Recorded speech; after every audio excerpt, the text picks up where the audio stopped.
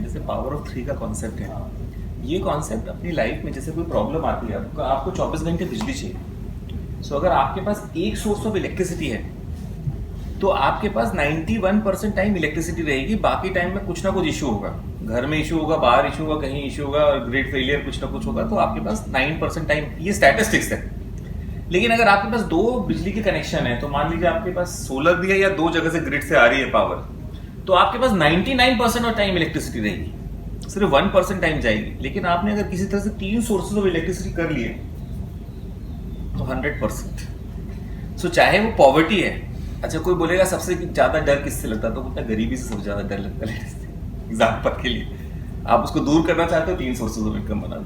आपको सबसे ज्यादा डर लगता है कि मेरे घर में बिजली नहीं रहेगी तो क्या होगा, तो 3 सोर्सेज ऑफ बिजली कर लो। अगर आपको सबसे ज्यादा डर लगता है मेरे घर में पानी नहीं रहेगा तो क्या होगा, तो 3 सोर्सेज पानी के बना लो। तो ये आप जो कॉन्सेप्ट है अपनी लाइफ में कहीं ना कहीं इम्प्लीमेंट कर सकते हो। तो बाकी कॉन्सेप्ट हम ब्रेक के बाद डिस्कस करेंगे और तब तक लेट अस स्टार्ट। तो एक काम करते हैं, अब थोड़ा सा ना चर्चा को डिफरेंट एंगल से ले लेते हैं यहाँ पर। और वो डिफरेंट एंगल ये है कि पूरे नेक्स्ट 30 इयर्स में आप कहीं भी इंटरव्यू दें, पब्लिक एंटरप्राइज सिलेक्शन बोर्ड में डायरेक्टर का इंटरव्यू दें या प्रमोशन का इंटरव्यू दें या कहीं नई नौकरी का इंटरव्यू दें या डेप्यूटेशन पे जा रहे हैं वहाँ का इंटरव्यू, तो क्या प्रैक्टिकल फ्रीक्वेंटली आस्क्ड क्वेश्चंस क्या क्या होते हैं, और उन फ्रीक्वेंटली आस्क्ड क्वेश्चंस को हम लोग थोड़ा करके डिस्कस कर लेंगे वन बाय वन। ठीक है, is it okay for all of you? So let us start with एक तो नंबर 1 जो ईयर्स होते हैं वो काफी पूछे जाते हैं सब जगह। तो कंटिन्यूअसली वो ईयर, अगर कोई फ्रीक्वेंटली आस्क्ड क्वेश्चन की बात है, तो अगर कोई पेपर बनाता है तो उसके पास बहुत लिमिटेड चॉइस होती है मल्टीपल चॉइस क्वेश्चन बनाने की। एक जो सबसे इजी वर्क होता है उसके पास कि भाई electricity act was made in which year, तो वो लिख देगा 2003, 2023, 2043, 1903। अब आपको ये क्लियर होना चाहिए। और बिकॉज एक एक्ट बेसिक है बिल्कुल, मैं कितना एक्ट पढ़ रहे हो आप, एमएसएमई एक्ट पढ़ रहे हो, इलेक्ट्रिसिटी एक्ट पढ़ रहे हो, आर्बिट्रेशन एक्ट पढ़ रहे हो, लिमिटेड यही तो एक्ट पढ़ रहे हो आप। तो आप कॉन्स्टिट्यूशन में एक तो क्लियर रहो कि कॉन्स्टिट्यूशन कब बना था, लॉ डे का भी अपना 26 नवंबर 1949 इज द लॉ डे, मतलब उस दिन कॉन्स्टिट्यूशन बन गया था। एनफोर्स कब हुआ था? 26 जनवरी 1950। तो अब 2 डेट्स, कॉन्स्टिट्यूशन की कोई बात करें, इन दोनों डेट्स के अलावा कोई डेट नहीं आने वाली। ठीक है, आप दूसरे एक्ट की बात करो, इलेक्ट्रिसिटी एक्ट कब बना था? 2003। अच्छा, ठीक है।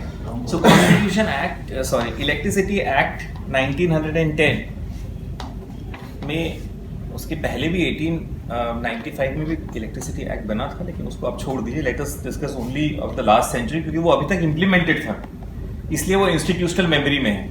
और बहुत लंबे समय तक 2010 से लेकर के 1910 से लेके 2003 में से 2000 बोलूं तो आप याद दिला दे रहे हैं, वो याद 2000 रहता है ना।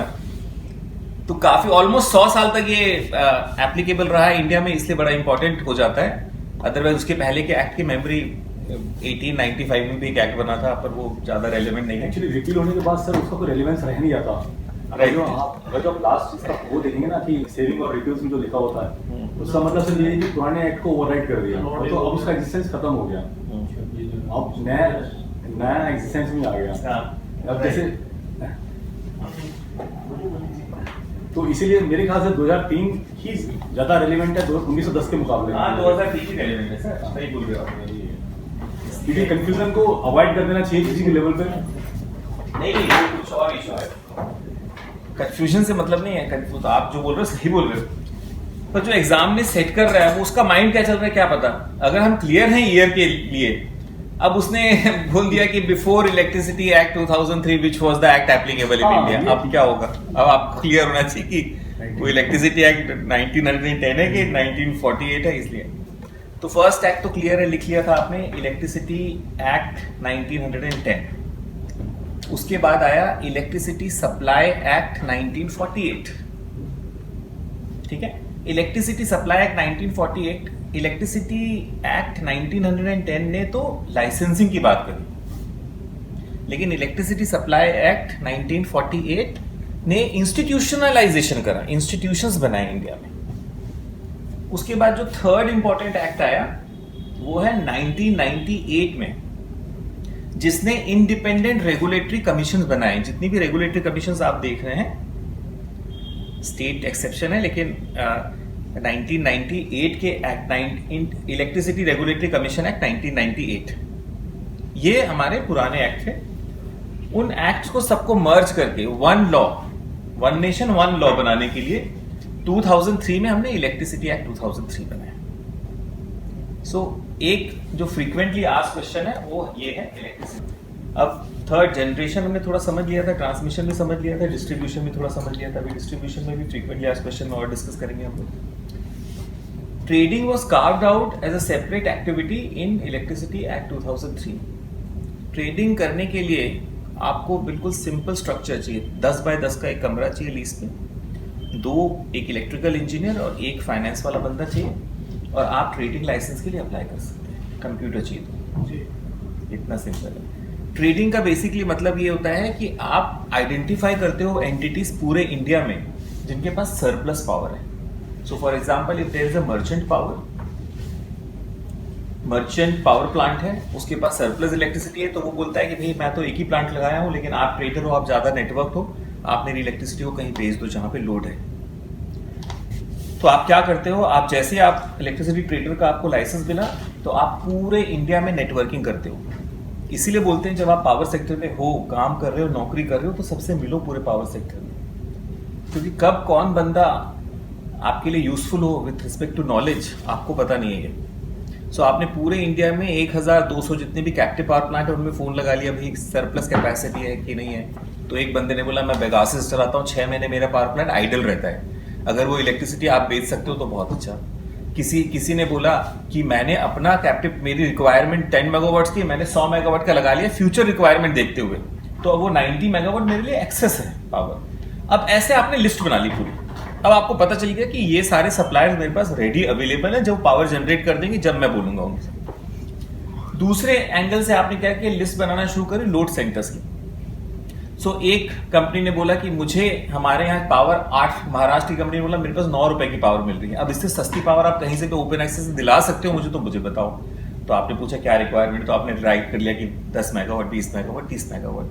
किसी कंपनी ने बोला उसकी requirement I want only solar power, I want to become a green company, net zero बनना चाहता हूं मैं। तो आपने आइडेंटिफाई कर लिया कि मुझे सोलर प्लांट। अब दूसरी लिस्ट बना ली जहां डिमांड है। अब उन डिमांड और सप्लाई को मैच करने का काम आपका है as a power trader. Power trader को मैच करने का, जैसे प्रॉपर्टी डीलर मैच करता है बायर और सेलर को, वैसे ही पावर ट्रेडर मैच करता है बायर एंड सेलर को। लेकिन देयर इज अ डिफरेंस, ठीक है। प्रॉपर्टी डीलर 1% कमीशन लेता है। बट सर एक क्वेश्चन है ना जी, कि बीइंग एसटीयू, हम स्टेट ट्रांसमिशन यूनिट, जो भी ये सर ट्रेडिंग है, this is taken by care of discoms. वो डिस्कॉम्स ही देखते हैं कि भाई वो किस प्लेयर को चूज कर रहे हैं या कैसे कर रहे हैं, इजंट इट?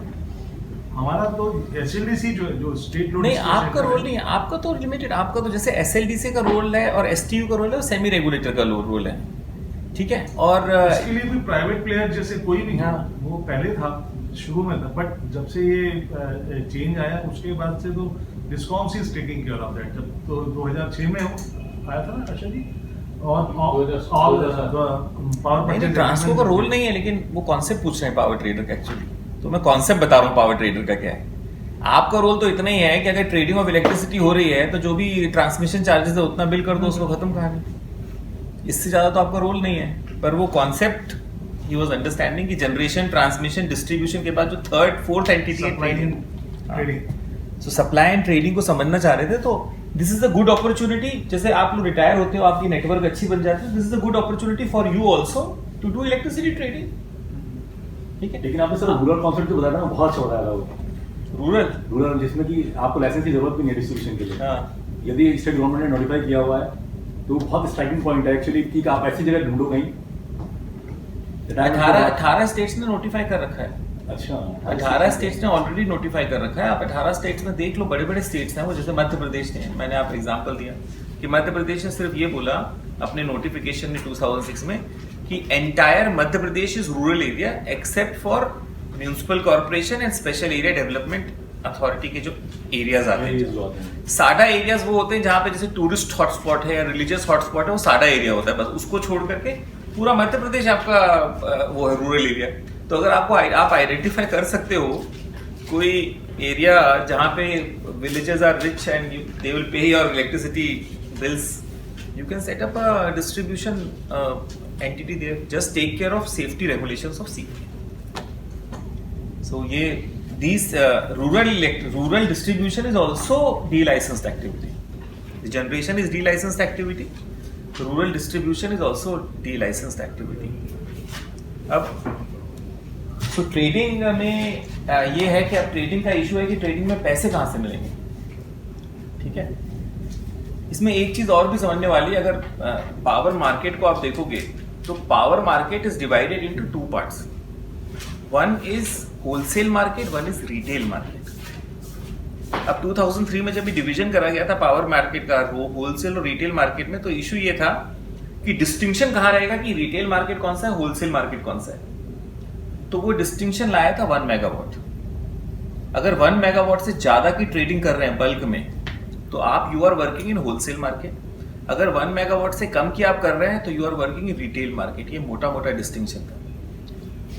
और बिल्कुल वाइड सेंस में आप सोचो तो ट्रांसमिशन एंटिटी जो है वो late us assume wholesale market का ट्रांसपोर्टेशन करती है, और जो डिस्ट्रीब्यूशन एंटिटी है वो रिटेल का ट्रांसपोर्टेशन करती है, ठीक है। ये there are exceptions but this is the division which was carved out actually.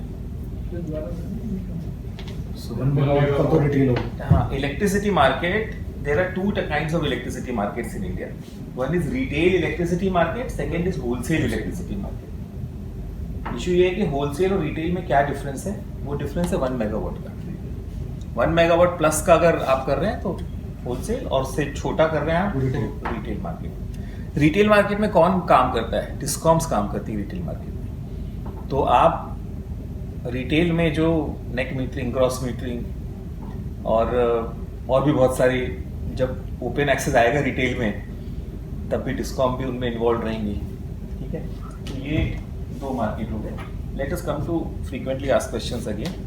Supply important है आपका, सप्लाई अभी बताऊंगा मैं आपको सप्लाई क्या है। सप्लाई, चलो अगर डिस्कॉम, डिस्ट्रीब्यूशन और सप्लाई का डिस्टिंक्शन आपको समझना है तो आप सिर्फ ये समझो कि जो वायर्स और इलेक्ट्रॉन्स की ओनरशिप अलग अलग है। इलेक्ट्रॉन मेरे हो सकते हैं, मैं किसी भी ट्रक या वायर से उसको ट्रांसपोर्ट कर सकता हूं। All wires in India are shared asset, all roads in India are shared asset. आप सीबीआईपी से बाहर जाते हो, कॉलोनी में चलते हो तो आप शेयर्ड है ना, कोई भी कार जा सकती है, आ सकती है, शेयर्ड एसेट ही है। मेंटेनेंस पीडब्ल्यूडी करती है या जो भी सीपीडब्ल्यूडी करती है, हम उसको उनको टैक्स भरते हैं, वो मेंटेनेंस कर देते हैं। सिमिलरली इंडिया के जितने भी ट्रांसमिशन कॉर्पोरेशन, आपके जितने वायर्स हैं दिल्ली ट्रांसको के, they are shared asset of the nation. Anybody can transport their electrons using your wires. अब जिस तरह से ट्रांसमिशन एंटिटी शेयर्ड एसेट है, similarly distribution is also shared asset. So distribution के जो वायर्स हैं वो एक कंपनी के पास होते हैं जिसका नाम होता है डिस्कॉम, ठीक है। दूसरी कंपनी इलेक्ट्रॉन्स का सप्लाई करती है घर घर में, रिटेल मार्केट। जनरली डिस्कॉम 1 या 2 या मैक्सिमम 3 होते हैं, इससे ज्यादा नहीं होते। दे आर नेचुरल मोनोपोलीज, क्योंकि इट इज नॉट एडवाइजेबल कि आप हर 10, 20, 30 डिस्कॉम्स आप चला दो, तो वो नेचुरल मोनोपोली होता है। नेचुरल मोनोपोली होने के कारण वो रेगुलेटेड भी होता है, इसलिए सबसे ज्यादा रेगुलेशन होता है ट्रांसमिशन और डिस्ट्रीब्यूशन का, because these two are natural मोनी। अगर 5 एंटिटीज है, generation, transmission, distribution, trading and supply, तो generation, supply and trading are open competition, free. जिसको जितने प्लेयर्स आ सकते हैं उतने प्लेयर्स आए हैं, कोई दिक्कत नहीं है। लेकिन डिस्ट्रीब्यूशन और ट्रांसमिशन को इज नेचुरल मोनोपोलीज, क्योंकि वायर्स लगाना बेटर नहीं है इस इंफ्रास्ट्रक्चर के लिए। सो वायर्स तो वही रहेंगे डिस्कॉम के, डिस्कॉम 1 या 2 रहेंगे, लेकिन सप्लाई लाइसेंसेस 5, 10, 15, 20, 30 हो सकते हैं। ये इंडिया में इंप्लीमेंट करने की जिम्मेवारी जो दी गई वो दी गई स्टेट इलेक्ट्रिसिटी रेगुलेटरी कमीशन को। they have not done it. Slowly, they are very slow in doing it because of various reasons. क्योंकि पॉलिटिकल फैक्टर था और फिर state electricity boards were very strong and उनकी जो वेस्टेड इंटरेस्ट भी थे बहुत लंबे लंबे, बहुत सारे इश्यूज थे वहां पे, तो वो उन्होंने अभी करा नहीं है. पर this is what will happen. So all powers to give supply licence is with state electricity regulatory commission. So वो सप्लाई लाइसेंसिंग बहुत सारे दे सकते हैं. आपको कुछ एग्जांपल देता हूं मैं. सो अगर मान लीजिए आप ऑस्ट्रेलिया में और आपने बोला कि मुझे इलेक्ट्रिसिटी सप्लाई चाहिए, घर आपने नया घर खरीदा, आपके बेटे ने नया घर खरीदा ऑस्ट्रेलिया में, 18 सप्लाई लाइसेंस है सिडनी में. सो आपके पास चॉइस है. डिस्ट्रीब्यूशन लाइसेंस सिर्फ 3 है.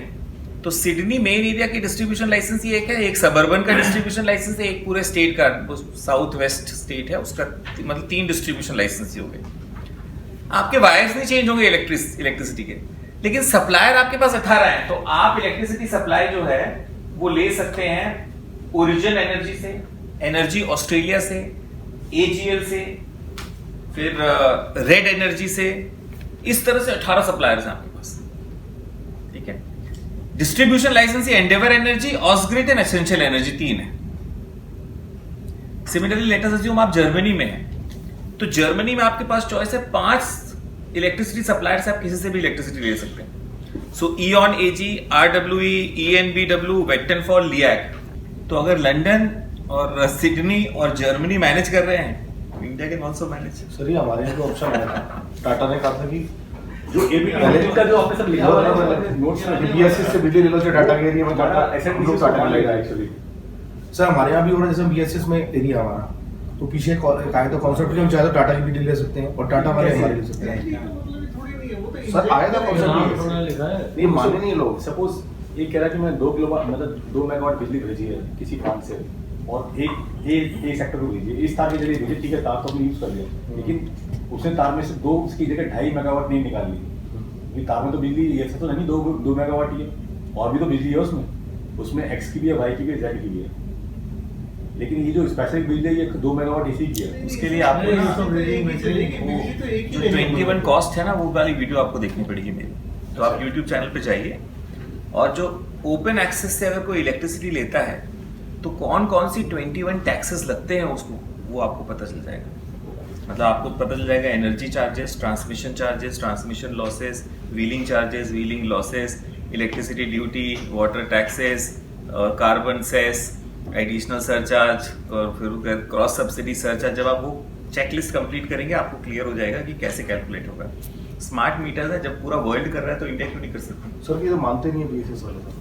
हम भी नहीं मानते. टाटा तैयार है. ये एबीटी मीटरिंग के लिए जो आपने लिखा हुआ 2000 वो एग्जांपल दे रखा है उसका, हमारे यहाँ अभी तक एसएलडीसी लड़ा हुआ है. वो पता है उन्होंने बॉम्बे में तो करवा लिया ना, महाराष्ट्र इलेक्ट्रिसिटी रेगुलेटरी कमिशन में हो गया. यार वो दिल्ली में नहीं मानते. दिल्ली में ये बदमाश है, रिलायंस वाले डीटीएल और एसएलडीसी ये बदमाशी करते हैं. टाटा वाला ठीक है, बिल्कुल फेयर है. वहां पे आप जब हो ना, तो बॉम्बे में आप बेस्ट से भी ले सकते हो, टाटा से भी ले सकते हमें हो, पता है, मेरे फ्रेंड लेते हैं, बताते हैं, अदानी से भी ले सकते हो. वहाँ तो कहीं सर अब नेटवर्क वही है, सब कुछ वही है. साथ वाले घर में अडानी की आ रही है, इधर बीएसएस की आ रही है. हाँ.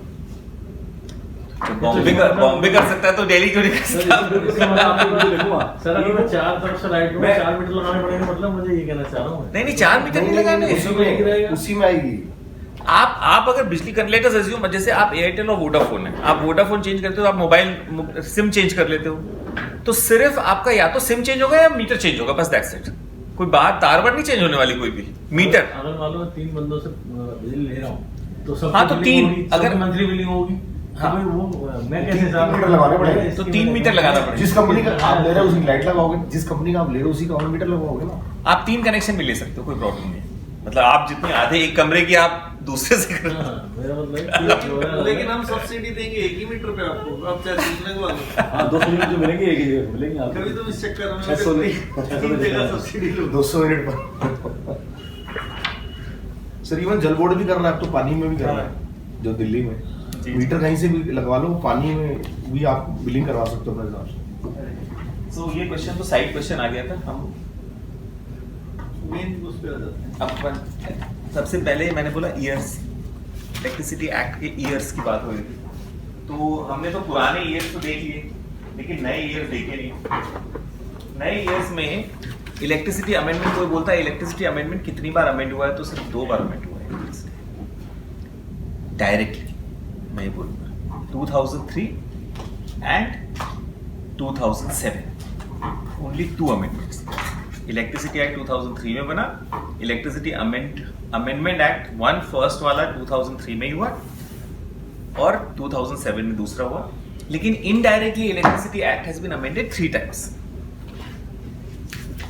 सो फर्स्ट इलेक्ट्रिसिटी का अमेंडमेंट जो है 2010 में हुआ था, जब स्पेशल इकोनॉमिक जोन्स को में अमेंडमेंट हुआ था। उसमें यह प्रोवाइड करा गया कि स्पेशल इकोनॉमिक जोन्स में whichever developer is supplying electricity, he is deemed distribution license. Indirect amendment. So आप हमेशा सोचते हैं कि 10, 5, 20, 30 डिस्ट्रीब्यूशन कंपनीज होगी, गलत है ये। 83 distribution companies are here in India. 13 is special economic zone, they are distribution companies. 13 is private companies. उसके बाद 33 आधी डिपार्टमेंट्स, अभी भी डिपार्टमेंट्स रन कर रहे हैं। तो मणिपुर, मिजोरम और बहुत सारी जगह department of power is running electricity, और उसका पीएसयू। इस तरह से there are 83 discoms in India. अब 2 बार डायरेक्टली इलेक्ट्रिसिटी एक्ट अमेंड हुआ है, 3 बार इनडायरेक्टली अमेंड हुआ है। फर्स्ट टाइम जो इनडायरेक्ट अमेंडमेंट हुआ था वो स्पेशल इकोनॉमिक जोन्स एक्ट में हुआ था, वो 2010 में हुआ था। सेकेंड टाइम जो इनडायरेक्ट अमेंडमेंट हुआ वो 2019 में हुआ, Jammu and Kashmir reorganisation act में, जहां पे इलेक्ट्रिसिटी एक्ट को एक्सटेंड करा गया state of Jammu and Kashmir में, या UT of Jammu and Kashmir and UT of Ladakh में। तो सेकेंड अमेंडमेंट ये हुआ था, indirect amendment. Third indirect amendment 2021 में हुआ है, द ट्रिब्यूनल्स रिफॉर्म्स एक्ट, जहां पे अपेलेट ट्राइब्यूनल ऑफ इलेक्ट्रिसिटी जो है एप्टेल की terms and conditions and working conditions को यूनिफॉर्म करा गया बाकी ट्रिब्यूनल से। तो 3 बार इनडायरेक्टली अमेंडमेंट हुआ है, 2 बार डायरेक्टली अमेंडमेंट हुआ है, 5 बार टोटल अमेंडमेंट हुआ है। इसके अलावा कोई अमेंडमेंट नहीं हुआ है इलेक्ट्रिसिटी एक्ट। ठीक है, सो डायरेक्ट 2 बार हो गए। जम्मू कश्मीर वाला कब हुआ था? 2019। जम्मू कश्मीर की जितनी बार उन्होंने 2019 में हुआ है। सेकंड वाला सर 2010, 2019 और और थर्ड वाला 21 बस हो गया। डायरेक्टली 5 अमेंडमेंट हुए, 2 डायरेक्ट और 3 इनडायरेक्ट। Total 5 times. 2007 में डायरेक्ट हुए हैं अमेंडमेंट, हाँ 2010, 2019 में इनडायरेक्ट हुए हैं, 2021 इनडायरेक्ट। इसमें अपीलेट ट्रिब्यूनल को क्या किया गया? अपेलेट ट्रिब्यूनल की सर्विस कंडीशंस यूनिफॉर्म करी गई बाकी अब ट्राइब्यूनल्स से। पूरे इंडिया के अपेलेट ट्राइब्यूनल्स की ना अलग अलग टर्म्स एंड कंडीशंस थी, सर्विस कंडीशंस थी, वो सब यूनिफॉर्म कर दी गई। सो फ्रीक्वेंटली आस्क्ड क्वेश्चन, लेकिन सर 80 तो एक ही था अभी तक। नहीं, दूसरे अपीलेट अथॉरिटी से, दूसरी डायरेक्ट ट्रिब्यूनल इंश्योरेंस की अपेलेट अथॉरिटी, उसके एनसीएलटी के जो अपेलेट ट्राइब्यूनल है और आईपीआर के अपेलेट ट्राइब्यूनल है, मतलब बहुत सारे अपेलेट ट्राइब्यूनल। तो एक अगर कोई मान लीजिए, आप सोचिए एग्जामिनर के पर्सपेक्टिव से वो क्वेश्चन बना रहा है, तो ये सबसे एक इजी चॉइस है, ईयर पूछ लो, तो कहानी खत्म हो गई। ठीक है, तो एक हमने डिस्कस कर लिया। अब दूसरा, कई बार हम इंस्टीट्यूशंस के पावर्स डिस्कस करते हैं एक्चुअली, कि भाई and specially central electricity authority क्या है। जितने भी पुराने लोग हैं इलेक्ट्रिसिटी सेक्टर में, उनको प्यार है सेंट्रल इलेक्ट्रिसिटी अथॉरिटी से, क्योंकि उन्होंने उसको देखा है 30, 40, 50, 60 साल तक एक्चुअली। तो जो डिस्कशन होता है, क्वेश्चन एक होता है फ्रीक्वेंटली आस्क्ड क्वेश्चन कि सेंट्रल इलेक्ट्रिसिटी अथॉरिटी क्या क्या करती है।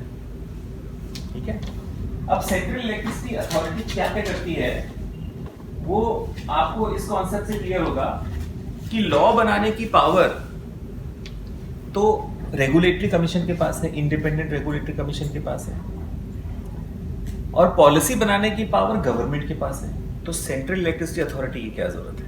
2003 में क्वेश्चन आया था जब इलेक्ट्रिसिटी एक्ट बन रहा था, तो आंसर ये आया सेंट्रल इलेक्ट्रिसिटी को रिटेन करा जाए, और रिटेन इसलिए करा जाए so that it is standards making body of India. It can make uniform standards for the power sector. So central electricity makes standards for the power sector.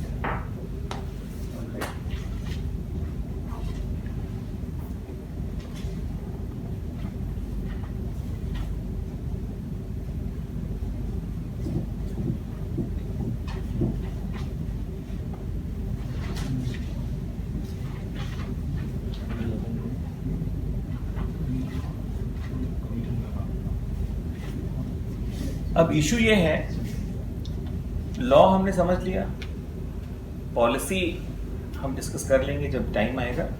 Standards क्या होता है, ठीक है। स्टैंडर्ड्स समझने के लिए बेटर ये है कि पावर सेक्टर में इंडिया में कौन कौन स्टैंडर्ड्स बनाते हैं ये क्लियर कर लिया हम लोग। तो there are 5 bodies which make standards in India for power sector. First body is central electricity authority. It is the standards regulator of India for power sector. Second body is BIS, Bureau of Indian Standards. जितने भी components होते हैं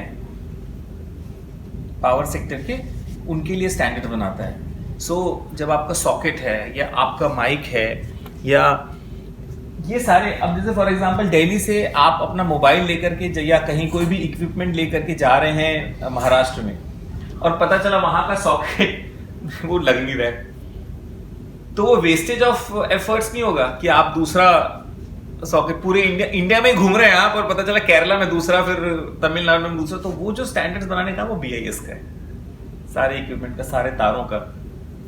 third standard making body is BEE, bureau of energy efficiency, BEE, जो star rating देती है, standards बनाती है, efficiency, energy efficiency पे वर्क करती है, ठीक है। जी, bureau of energy efficiency, BEE। Fourth standard making body is national institute of solar energy, ALMM बनाती है वो, approved list of module manufacturers, national institute of solar energy, NISE. Ministry बनाती है, पर मिनिस्ट्री ने उसको नोडल एजेंसी बना दिया है। Fifth is ARAI, automotive research association of India, automotive research association of India, ARAI। जितने भी चार्जिंग स्टेशंस है, चार्जिंग इंफ्रास्ट्रक्चर है और इलेक्ट्रिक व्हीकल्स है एंड इट्स कंपोनेंट्स है, उनके स्टैंडर्ड्स ये बनाती है। 5 इंस्टीट्यूशन हो गए। अब इन 5 इंस्टीट्यूशन से आपको क्लियर हो जाएगा कि इंडिया में पावर सेक्टर के लिए, एनर्जी सेक्टर के लिए ये इंस्टीट्यूशन स्टैंडर्ड बनाते हैं। पर क्वेश्चन ये है कि BEE और CEA में क्या डिफरेंस है और क्या जरूरत है BEE और CEA को साथ में रहने की। डिफरेंस ये है, CEA का काम है पावर सेक्टर की टॉप लाइन इंप्रूव करने का, और BEE का काम है पावर सेक्टर की बॉटम लाइन इंप्रूव करने का।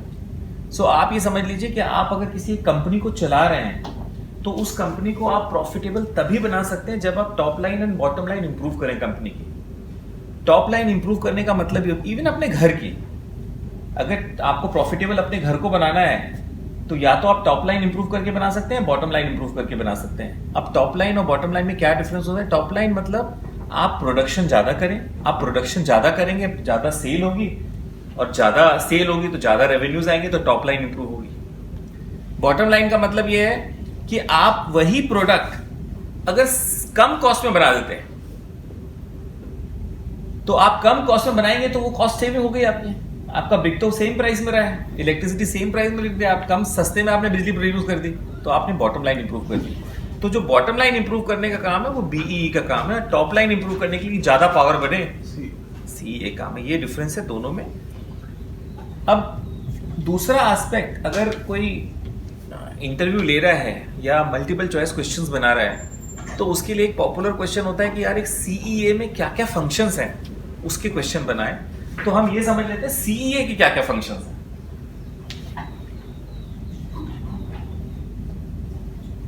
CEA के 15 फंक्शंस हैं। स्ट्रक्चर तो हमने क्लियर हो गया कि भाई इनका स्टैंडर्ड्स, तो मोटा मोटा ये आपको क्लियर रहेगा कि स्टैंडर्ड्स अगर लिखा हो तो आप समझ लेना कि CEA। फर्स्ट फंक्शन है advice to the central government with respect to national electricity policy. जब central government national electricity policy बनाएगी तो उसमें एडवाइजरी रोल। सेकेंड फंक्शन है टेक्निकल स्टैंडर्ड्स। टेक्निकल स्टैंडर्ड्स में 4 टेक्निकल स्टैंडर्ड CEA ने बनाए हैं। CEA technical standards for construction of electrical plant and electrical lines, CEA technical standards for connectivity to the grid. आप सिर्फ टेक्निकल स्टैंडर्ड्स लिख लीजिए तो काम हो जाएगा, ज्यादा लिखने की, वो तो मैं सिर्फ आपको बताने के लिए बता रहा हूँ कि 4। दूसरा technical standards for connectivity of distributed resources, technical standards for communication system in power system operation. तो ये टेक्निकल स्टैंडर्ड्स बनाता है CA. Third is safety standards. Safety standards में भी 2 सेफ्टी स्टैंडर्ड्स बनाए हैं सीईए ने। तो आप सिर्फ सेफ्टी स्टैंडर्ड्स आप दिमाग में रख लीजिए, यू विल बी क्लियर कि सेफ्टी स्टैंडर्ड की कोई भी बात हो रही है, चाहे वो पावर प्लांट का कंस्ट्रक्शन हो चाहे पावर प्लांट का ऑपरेशन हो। तो एक है measures relating to safety and electrical supply regulation, safety requirements for construction operation and maintenance of electrical plant. तो जब इलेक्ट्रिकल प्लांट कंस्ट्रक्ट हो रहा है तो क्या सेफ्टी प्रिकॉशंस लेने, जब आप डिस्कॉम चला रहे हैं तो आपको क्या सेफ्टी प्रिकॉशन लेने, वो वहां से मिलेंगे आपको, ये सेफ्टी स्टैंडर्ड। फोर्थ है ग्रिड स्टैंडर्ड्स।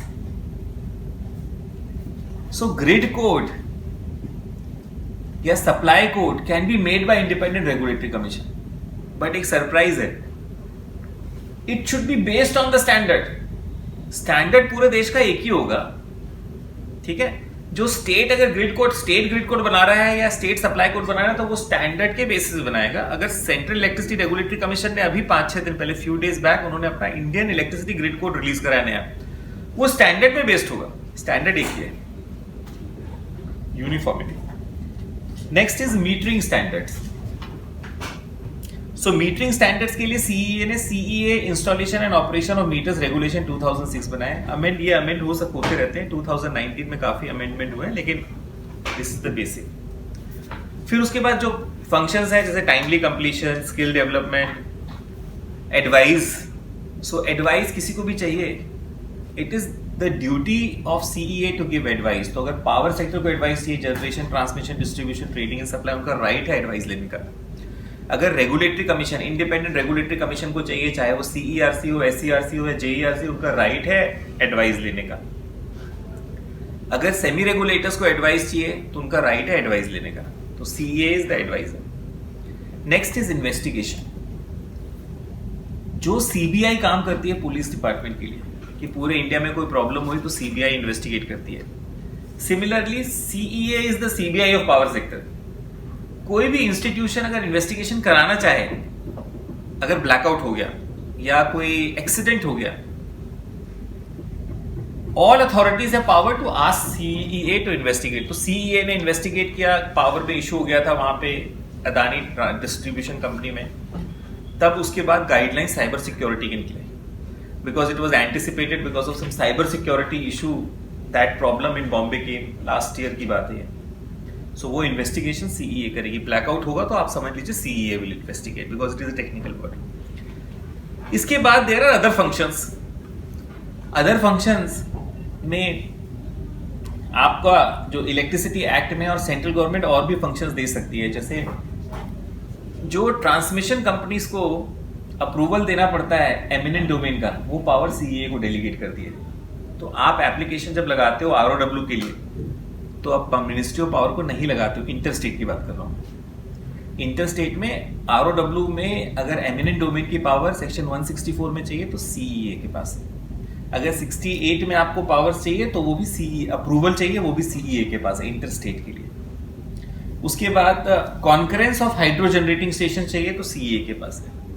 और नेशनल इलेक्ट्रिसिटी प्लान बनाना है तो प्लान सीईए बनाता है, पॉलिसी सेंट्रल गवर्नमेंट बनाती है on advice of CEA. There is a difference. Plan, national electricity plan is made by CEA, central electricity authority. National electricity policy is made by central government, but CEA advises central government. ठीक है। अब एक question जो interviews में आता है और frequently asked question है, एक 15 हो गए सर या 10 हुआ है सर, 10। नहीं 15 इस तरह से हो गए क्योंकि अब ये अलग अलग लिखा हुआ है कि इंडिपेंडेंट रेगुलेटरी कमीशन को सीईए एडवाइस करती है, फिर गवर्नमेंट, स्टेट गवर्नमेंट और सेंट्रल गवर्नमेंट को सीईए एडवाइस करती है, फिर जो लाइसेंसी और जनरेटिंग कंपनी उनको सीईए एडवाइस करती है। तो वो क्या है, वो डिवीजन हो गया वो, तो इसलिए मैंने एक साथ बता दिया। Advice and recommendation to the central government, advice to independent regulatory commission, advice to central government and state government, advice to generating company licence. तो ये सारे अलग अलग फंक्शंस हैं। ये 15 फंक्शंस आपको लिखने की जरूरत नहीं है। ये एक फ्रीक्वेंटली आस्क्ड क्वेश्चन में क्या होगा, एक एप्टीट्यूड होना चाहिए कि अच्छा ये चीजें कवर्ड है, तो आप इजीली अंडरस्टूड आपके लिए हो जाएगा। वो लिख भी सकते हैं, वो इशू नहीं है। सेंट्रल इलेक्ट्रिसिटी अथॉरिटी का जो मेरा वीडियो है वो आप देख लेंगे, उसमें पूरे डिटेल में एक्सप्लेन है वो। मतलब अगर फ्यूचर में आपको जाना है, सीधी सी बात है, आपको दिन में 5 मिनट लगाने, 5 बजे 5 मिनट निकालने से 5 o'clock every day 1 video is released. आप 5 बजे अपना छोड़ के 5 मिनट चाय का टाइम होता है, तो आप अपना कैपेसिटी डेवलपमेंट कर लें, तो क्या होगा, आपको तो बेनिफिट होगा, आपकी कंपनी को भी बेनिफिट होगा। You can make better decision. Ignorance of law is no excuse. अगर आप कोई लॉ पॉलिसी स्टैंडर्ड लिख के पुटअप करते हैं, तो कोई भी लेवल पे बंदा, कितना भी सीनियर लेवल का बंदा है, लेकिन लॉ पॉलिसी और स्टैंडर्ड्स को खारिज नहीं कर सकता। मतलब इट इज वेरी पावरफुल, ठीक है। But we have to understand law policy and standards, then only we can advise our companies better actually, ठीक है। तो वो 5 मिनट का टाइम निकालना है। तो सेकेंड, हमने एक जो जनरली माइंड में होता है क्वेश्चंस बनाते वक्त वो डिस्कस कर लिया, ऑलराइट। उसके बाद सीधी सी बात है, एक होता है कि देखो नेशनल इलेक्ट्रिसिटी पॉलिसी बहुत इंपॉर्टेंट होती है, ठीक है। नेशनल इलेक्ट्रिसिटी पॉलिसी में गवर्नमेंट एक पर्सपेक्टिव देती है कि नेक्स्ट कितने ईयर तक कहाँ इन्वेस्टमेंट होगा, सोलर में ज़्यादा इन्वेस्टमेंट होगा या ट्रांसमिशन में होगा या हाइड्रो में ज़्यादा इन्वेस्टमेंट होगा, how this will move forward. अब गवर्नमेंट किस से कंसल्ट करे नेशनल इलेक्ट्रिसिटी पॉलिसी बनाने में? सीए से। बताओ, और सीए से, और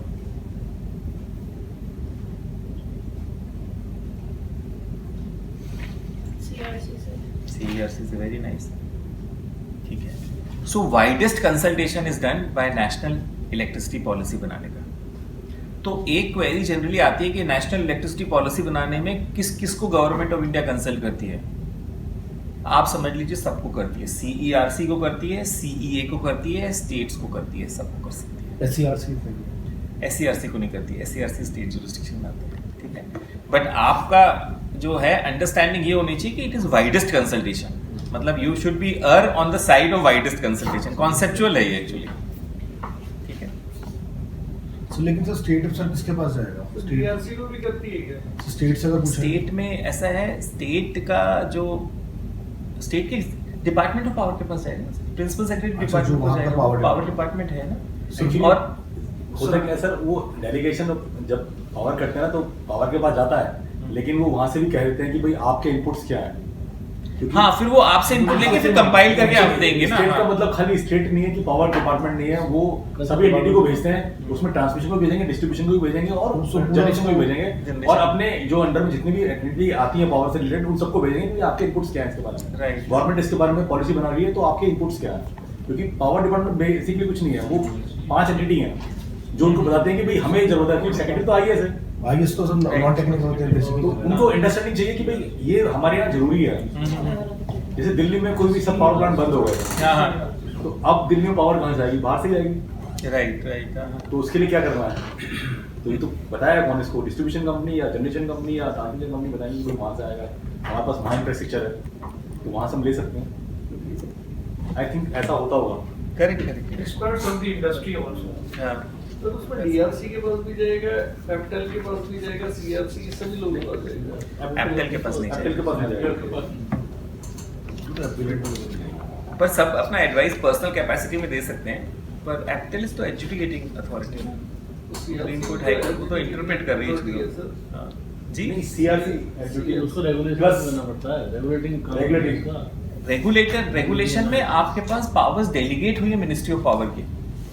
सो इंडिपेंडेंट रेगुलेटरी कमीशन का पर्पस ही ये है कि जो गवर्नमेंट का काम है वो अब डेलीगेट हो गया है मिनिस्ट्री के पास। Sorry, independent regulatory commission, ministry का काम इंडिपेंडेंट रेगुलेटरी कमीशन को, जो काम लाइसेंसिंग का और टैरिफ का जो गवर्नमेंट कर रही थी वो काम अब रेगुलेटरी कमीशन कर रहे हैं।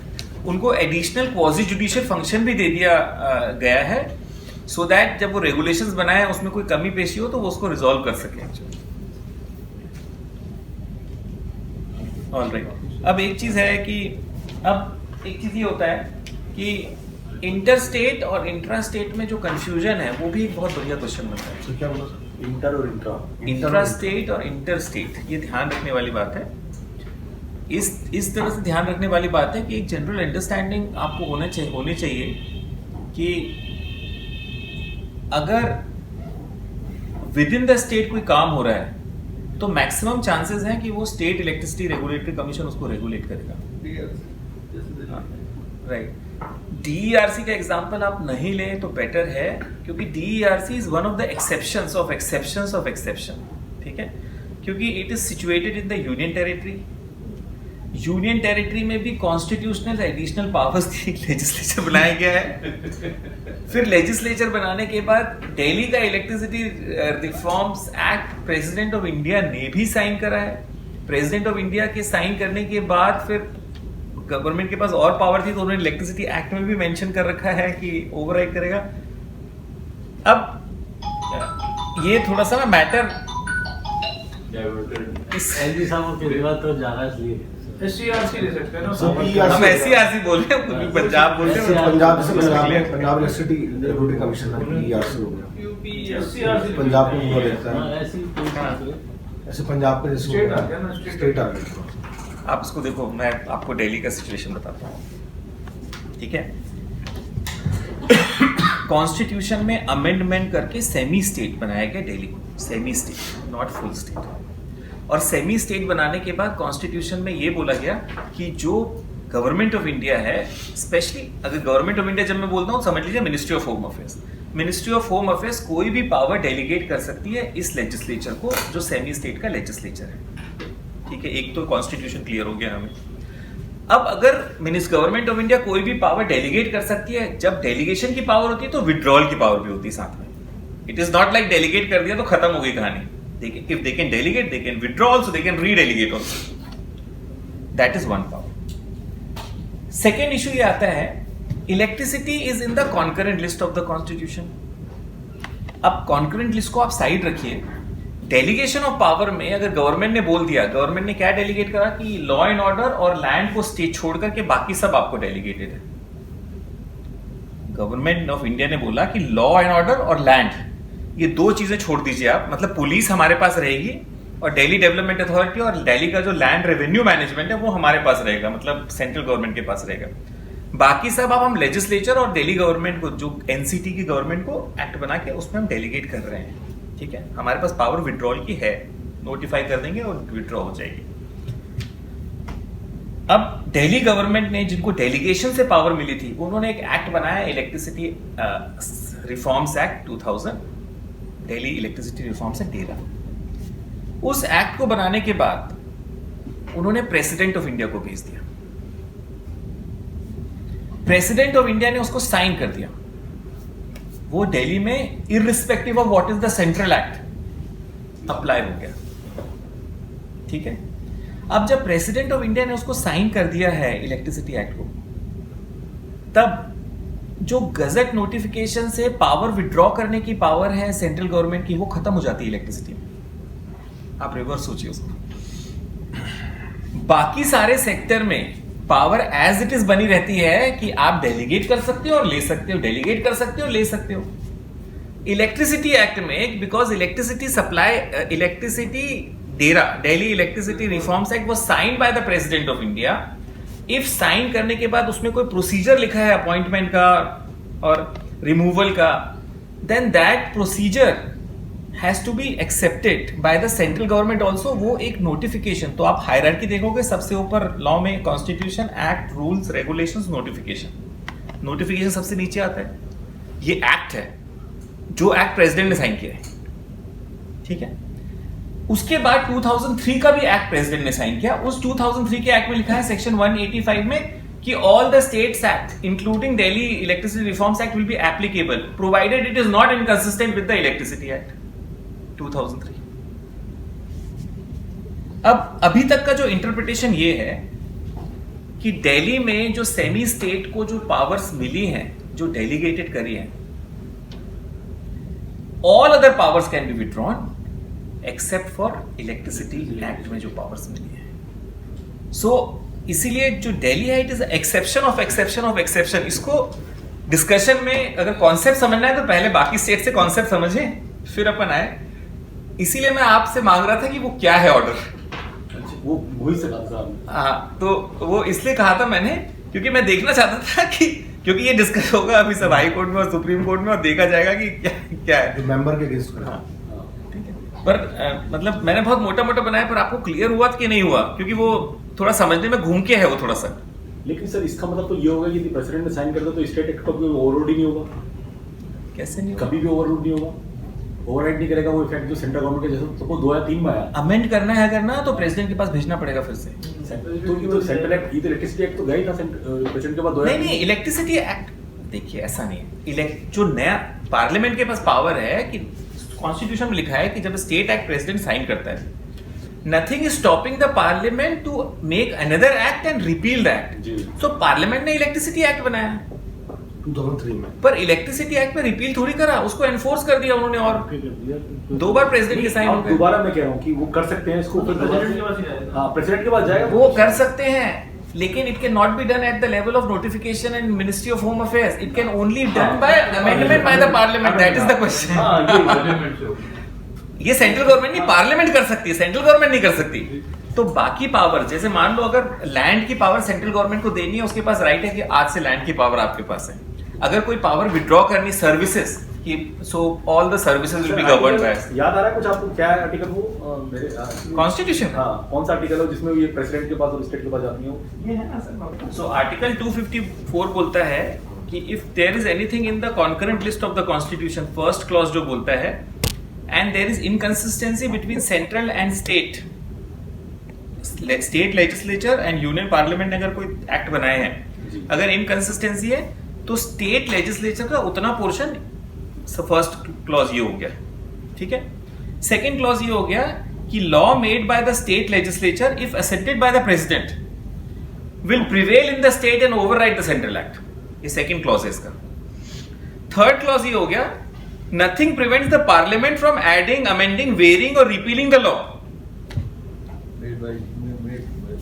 सब अप्लाई हो गए यहां पे, ठीक है। फर्स्ट स्टेज में आप नॉर्मल इलेक्ट्रिसिटी, आप कंपेयर करो UP electricity reforms act and सबसे पहले उनको उड़ीसा को या यूपी को, बाकी को बनाना था एक्ट। तो उन्होंने कहा क्या करा, सबसे पहले एक्ट बनाया, पर यहाँ कॉन्स्टिट्यूशनल चैलेंज आ गया क्योंकि वो स्टेट एक्ट था और सेंट्रल एक्ट वो पुराने वाले थे हमारे, उनको इनकंसिस्टेंसी है तो वो प्रिवेल करेंगे। लेकिन इन्होंने सेकेंड प्रोविजो अप्लाई करके प्रेसिडेंट से साइन ले लिए, तो ये अपने अपने स्टेट में प्रिवेल करने लगे।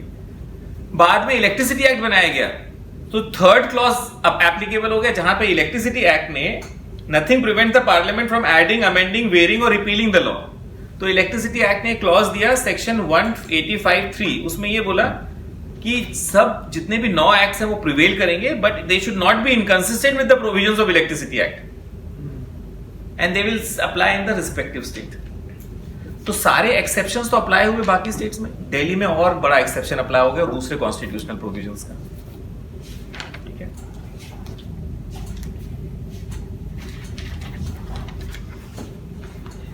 तो वो करंट इंटर और इंट्रा स्टेट्स है। हाँ, वो बहुत इंपॉर्टेंट हो रही है। सो दिल्ली इलेक्ट्रिसिटी रिफॉर्म्स एक्ट 2000 में गया, उसके बाद प्रेसिडेंट ने साइन किया। विवेक, ये सर ने जो एपिलेप्सी पढ़ाया था ना, डॉक्ट्रिन ऑफ एपिलेप्सी, वो सब जो पढ़ाया था वो यहीं से कवर होते हैं सारे। अच्छा, जो आप परसों आपसे कहा था पढ़ के आना। अब इसमें कॉन्स्टिट्यूशन के आर्टिकल 239AA में some powers have been delegated to Delhi government NCT, और वो बोलते हैं देयर ये powers include the power to suspend operation of all और any of the acts of NCT of Delhi. Exception दे रहा, only parliament can do it. Why? क्योंकि act है, वो नोटिफिकेशन से पावर्स नहीं दी और ली नहीं गई। अगर वो नोटिफिकेशन से इलेक्ट्रिसिटी की पावर्स दी होती तो बात अलग थी। तो ये इशू है, मतलब एक और कुछ नहीं है। इट इज नॉट इशू कि गवर्नमेंट, सेंट्रल गवर्नमेंट नहीं कर सकती, पर उसको पार्लियामेंट में एक बिल लाना चाहिए और उसको अमेंड करवा देना चाहिए कि भैया now you know the powers are vested with somebody else, ठीक है। पर let us not discuss exception. ये तो क्या है, इंटरेस्टिंग टॉपिक है, ये चलता रहेगा। अपन आते हैं, सर ने भी सजेस्ट करा है और आपने भी सजेस्ट करा है कि लेट अस डिस्कस कि what are the frequently asked questions in various forums, ठीक है। तो एक तो इशू ये होता है कि किसके पास रेगुलेशन के, किसके पास पावर है। ये इशू आता है बार बार कि अगर इंटर स्टेट, सिंपल सी बात है, अगर इंटर स्टेट मैटर है तो CERC के पास पावर है। सो इंटर स्टेट मैटर कहां पे, ट्रांसमिशन, और ट्रेडिंग ऑफ इलेक्ट्रिसिटी, दो ही आएंगे। सप्लाई और डिस्ट्रीब्यूशन आर ऑलवेज इंट्रास्टेट। एक चीज ये भी ध्यान रखने वाली बात है कि supply and distribution of electricity interstate नहीं है आज की तारीख में। तो जैसी supply and distribution of electricity की बात हो तब only powers are there with the state government और स्टेट इलेक्ट्रिसिटी रेगुलेटरी कमीशन। तो ये एक इंपॉर्टेंट एस्पेक्ट जो आता है। सर इंट्रास्ट रेट कैसे हुआ सर? कैसे हुआ सप्लाई? वो इंट्रा हो गया, वो इंटर हो गया, इंटर इंट्रास्ट और सो जनरेशन इज डी लाइसेंस्ड, तो कोई प्रॉब्लम ही नहीं है जनरेशन ऑफ इलेक्ट्रिसिटी में। ट्रांसमिशन में अगर विद इन अ स्टेट अगर ट्रांसमिशन हो रही है तो state electricity regulatory commission and state has jurisdiction. लेकिन अगर 2 और मोर स्टेट्स में हो रही है तो CERC and central government has jurisdiction. उसके बाद डिस्ट्रीब्यूशन सिर्फ विद इन द स्टेट होता है, तो इसलिए सिर्फ स्टेट इलेक्ट्रिसिटी रेगुलेटरी कमीशन के पास पावर है और किसी के पास नहीं है। ट्रेडिंग ऑफ इलेक्ट्रिसिटी अगर विद इन स्टेट हो रहा है तो SERC के पास पावर है, 2 और मोर स्टेट्स हो रहा है तो CERC के पास पावर है। फिर supply of electricity with in state हो रहा है, इसलिए सिर्फ SERC के पास पावर है। तो ये एक इंपॉर्टेंट कॉन्सेप्ट है जो अगर समझ में आ गया तो किसी भी डायरेक्शन से जो आपका इंटरव्यूअर है या कोई भी कोई क्वेश्चन पूछेगा तो आपको क्लियर रहेगा कि